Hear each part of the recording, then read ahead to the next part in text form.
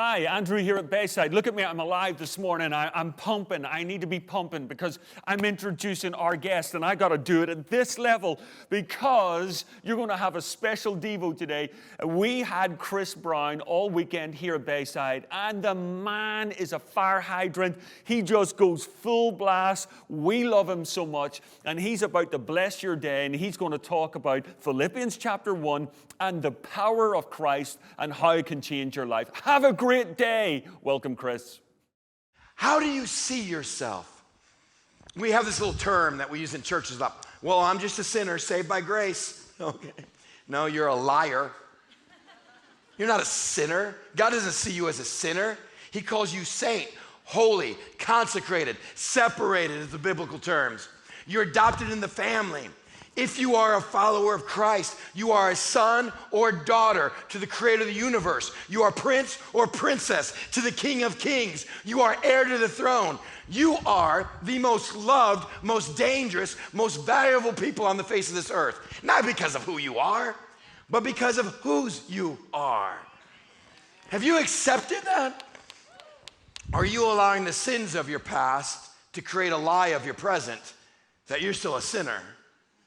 See, God looks at me and says, Chris, I don't even see 89 to 92.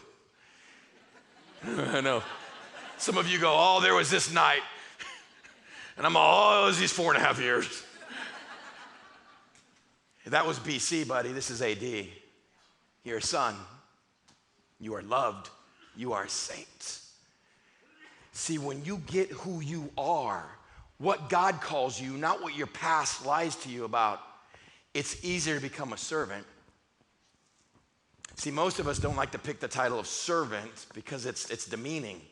I like talking about, I'm a servant leader, until someone treats me like a servant. I'm like, whoa, hey, time out there. That's just an adjective to me being the leader. You understand that, right? I'll call servant leadership, just don't treat me like one. Yeah. When you understand who you are in spite of what you deserve, when you understand God has never treated you fairly, and when you come to understand God will never treat you fairly. He will never give you what you deserve. He will give you forgiveness, grace, and mercy instead. It becomes easy to serve. You see, a servant all depends on who you're serving. I got some friends up in the Bay Area, and since we're going to be up here, I made some calls and said, hey, what's going on? Anything I can jump in on? They're like, dude, seriously? We can set something up for you. And I'd love to tell you, man, that tomorrow night, I get to have dinner with Steph Curry. Get to that? Because Steph Curry is going to be meeting at a large house with Bono from U2. And he's like, dude, it's a private thing. Do you want in on this? And I'm like, are you kidding me? Steph Curry and Bono. And I'm taking Taro from McCooney's with me.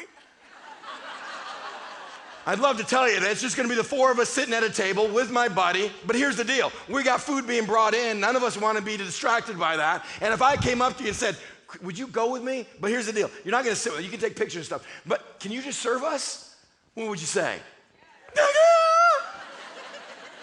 Steph Curry, Bono, and Taro, it's like the trinity of celebrities in this area. I'm like, yes. So you'd love to be a servant there, wouldn't you? Being a servant's not that bad. It all depends who you get to serve. Most of us get more geeked up about serving Steph Curry than Jesus Christ. And Paul says, I know who I'm a servant of because I know who I was. I was head of a terrorist organization that killed Christians. I will serve that God that changed my life. I'd love to tell you I'm having dinner with them, but I'm not. I never will, and you'll never get to serve them. We got a higher title and calling on our life.